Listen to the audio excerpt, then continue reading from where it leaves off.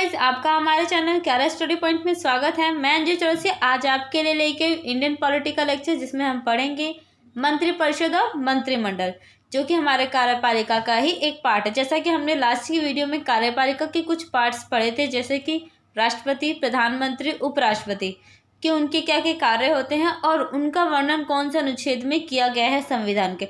उसी प्रकार आज की इस वीडियो में हम मंत्रिपरिषद और मंत्रिमंडल के बारे में पढ़ेंगे कि मंत्रिपरिषद और मंत्रिमंडल का वर्णन संविधान के किस अनुच्छेद में किया गया है, इनका क्या कार्य होते हैं और मंत्रिपरिषद कितने टाइप्स के होते हैं। तो हमारे इस वीडियो को शुरू से अंत तक जरूर देखिएगा, क्योंकि यह एग्जाम के पॉइंट ऑफ व्यू से इम्पॉर्टेंट है और मैंने इसमें इंपॉर्टेंट पॉइंट्स को कवर किया हैं जो कि हमारे एग्जाम से रिलेटेड होते हैं, जिसमें से एग्जाम में से क्वेश्चन आते हैं। आइए शुरू करते हैं।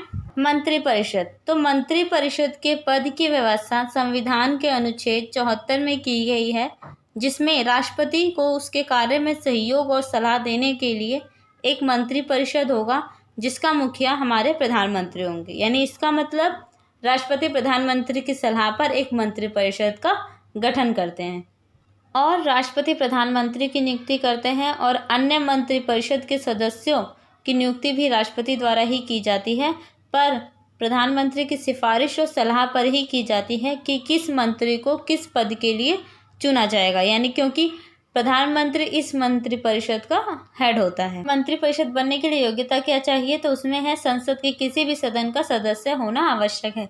यानी अगर कोई भी व्यक्ति मंत्रिपरिषद का सदस्य बनना चाहता है तो उसे संसद के किसी भी सदन की सदस्यता प्राप्त करनी होगी, पर अगर वह किसी भी सदन का सदस्य नहीं है तो भी वह मंत्रिपरिषद का सदस्य बन सकता है, परंतु उसे 6 महीने के अंदर ही किसी भी सदन के सदस्य होना यानी बनना पड़ेगा। और अगर वह किसी भी सदन का सदस्य नहीं बन पाता है तो उसे अपने पद से इस्तीफा देना पड़ता है। और अब है शपथ।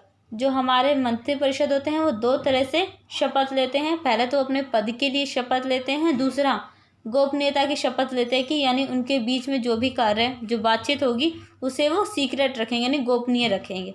और हमारे मंत्रिपरिषद को शपथ कौन दिलाता है, तो राष्ट्रपति दिलाते हैं। नेक्स्ट है इनका कार्यकाल कितना होता है, तो इनका कार्यकाल अनिश्चित होता है। यानी कि संविधान के अनुसार मंत्री प्रधानमंत्री की इच्छा तक अपने पद पर बने रहते हैं और जब तक उन्हें लोकसभा यानी अपने सदन से बहुमत प्राप्त है तब तक वे अपने पद पर बने रहेंगे, नहीं तो अविश्वास प्रस्ताव द्वारा उन्हें अपने पद को छोड़ना पड़ता है। अब है मंत्रिपरिषद की सदस्य संख्या कितनी होती है, तो मूल संविधान में पहले इसका कोई वर्णन नहीं किया गया था, परंतु 91वें संविधान संशोधन जो कि 2003 में हुआ था के द्वारा इसकी अधिकतम संख्या पूरी लोकसभा के कुल सदस्यों का 15% होगी। यानी कि हमारे लोकसभा के सदस्यों की संख्या का 15% ही मंत्रिपरिषद की सदस्य संख्या होगी। यह सदस्य संख्या संविधान के अनुच्छेद 75 के अनुसार तय की गई है। अब है मंत्रिपरिषद के कितने टाइप्स होते हैं। यानी जो मंत्रिपरिषद है 3 तरह के होते हैं, जिसमें कैबिनेट मंत्री, राज्य मंत्री और उप मंत्री हैं। सबसे पहले कैबिनेट मंत्री के बारे में पढ़ेंगे कि कैबिनेट मंत्री कौन होते हैं। तो जो कैबिनेट मंत्री होते हैं सबसे उच्च श्रेणी के मंत्री होते हैं और यह विश्वास पात्र मंत्री भी कहलाते हैं। और कैबिनेट मंत्री का अपना स्वतंत्र विभाग होता है, ठीक है, यानी कि स्वतंत्र प्रभार।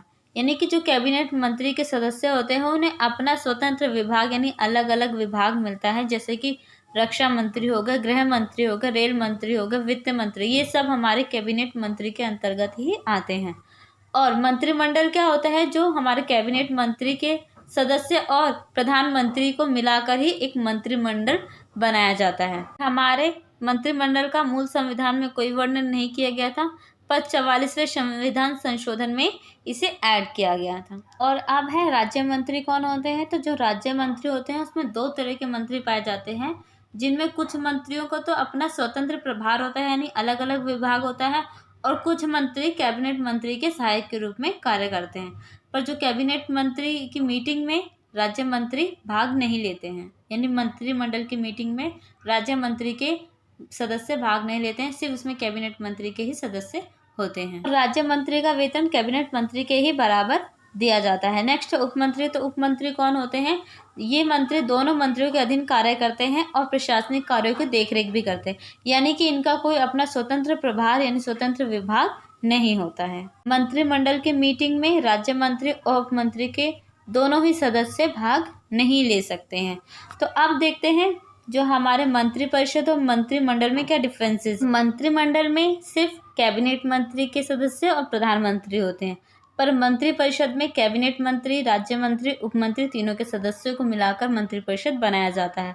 और मंत्रिमंडल में सिर्फ प्रधानमंत्री और कैबिनेट मंत्री के सदस्य हैं। ठीक है। मंत्रिमंडल के सदस्यों का विभाग यानी स्वतंत्र प्रभार होता है, पर मंत्रिपरिषद के सभी सदस्यों का स्वतंत्र प्रभार नहीं होता है। मंत्रिमंडल का आकार छोटा होता है, परंतु शक्तियां सबसे ज्यादा मंत्रिमंडल के पास ही होती हैं। और मंत्रिपरिषद का आकार बड़ा होता है, परंतु इसके पास शक्तियां मंत्रिमंडल की अपेक्षा में कम होती हैं। और मंत्रिपरिषद का वर्णन संविधान के अनुच्छेद 74 और 75 में किया गया है, परंतु मंत्रिमंडल का वर्णन संविधान के किसी भी अनुच्छेद में नहीं किया गया। परंतु 44वें संविधान संशोधन में मंत्रिमंडल के पद की व्यवस्था की गई, क्योंकि जो हमारे प्रधानमंत्री होते हैं वो बहुत बिजी होते हैं, उनके पास इतना टाइम नहीं होता है कि वो सभी मंत्रिपरिषद की एक मीटिंग ले सके। इसलिए एक मंत्रिमंडल की व्यवस्था की गई, क्योंकि उस मंत्रिमंडल में सिर्फ कैबिनेट मंत्री के कुछ सदस्य और प्रधानमंत्री होते हैं, और वो उस मीटिंग में अपना डिस्कस करते हैं। उसके बाद कैबिनेट मंत्री ही अन्य मंत्री को बताते हैं कि उन्हें क्या कार्य करना है। और अब है त्याग पत्र। तो जो हमारे मंत्रिपरिषद होते हैं वो अपना त्याग पत्र किसको देते हैं, तो राष्ट्रपति को देते हैं।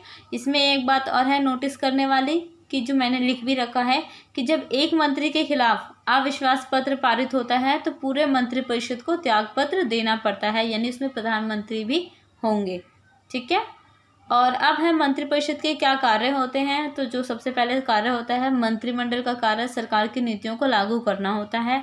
मंत्रिपरिषद राज्य में कानून लागू करते हैं और शांति व्यवस्था बनाए रखते हैं। और है जो हमारे मंत्रिपरिषद होते हैं केंद्रीय कानून, नियमों और आदेशों को लागू करते हैं। लोकसभा को भंग करने की शक्ति भी हमारे मंत्रिपरिषद के पास है। राष्ट्रपति की सहायता करना यानी उनको सलाह देना और उनके कार्यों में सहायता करना। नेक्स्ट कार्य है बजट तैयार करना है। जो बजट तैयार होता है वो हमारे मंत्रिपरिषद द्वारा ही तैयार किया जाता है। और राज्य के वित्तीय कोष पर भी हमारे मंत्रिपरिषद का ही नियंत्रण होता है। एक बात और है इसमें, मंत्रिपरिषद जो होते हैं वो लोकसभा के प्रति सामूहिक रूप से उत्तरदायी होते हैं, क्योंकि लोकसभा के सदस्य होते हैं वो डायरेक्ट जनता के द्वारा चुने गए हुए सदस्य होते हैं, यानी उन्हें जनता का सदन भी कहा जाता है। और व्यक्तिगत रूप से वो राष्ट्रपति के प्रति उत्तरदायी होते हैं, क्योंकि वो राष्ट्रपति के कार्यों में सहयोग करते हैं और उनको सलाह देते हैं। सो गाइस, बस आज के लिए इतना ही। मंत्रिपरिषद में इससे ज़्यादा कुछ नहीं आएगा। मैंने बस जितना कराया है उतना ही कर लीजिए, एग्जाम में इससे ज़्यादा बाहर कुछ नहीं आता है।